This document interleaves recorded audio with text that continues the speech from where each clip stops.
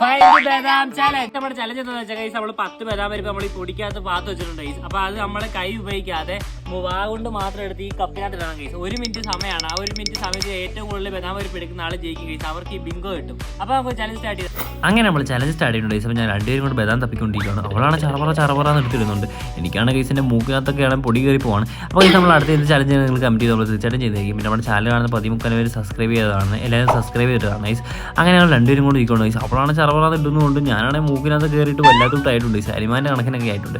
അങ്ങനെ അവളാണ് ഒറ്റയടിക്ക് ജയിച്ചിട്ടുണ്ട്. നമ്മുടെ ചലഞ്ച് കഴിഞ്ഞിരിക്കുകയാണ് ഗൈസ്. അപ്പോൾ നമുക്ക് എണ്ണി നോക്കാം എത്ര ഉണ്ടെന്ന്.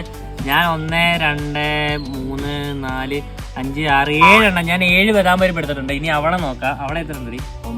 അവളെ 9 എടുത്തിട്ടുണ്ട് ഗൈസ്. അപ്പൊ അവളാണ് ഈ ചലഞ്ചിൽ ജയിച്ചത്. ഗൈസ് അവള് ജയിച്ചിട്ടുണ്ട്. ഇനി അവൾക്ക് കൊടുക്കരുത്. ഇന്നത്തെ വീഡിയോ ഇത്രയുള്ളൂ ഗൈസ്. അപ്പോൾ നിങ്ങൾക്ക് നിങ്ങളുടേതായ ക്രിയേറ്റിവിറ്റിയിലുള്ള ചലഞ്ച് കമൻറ്റ് ചെയ്യുക ഗൈസ്. നമ്മൾ തീർച്ചയായിട്ടും ചെയ്യുന്നതായിരിക്കും. അപ്പോൾ എല്ലാവരും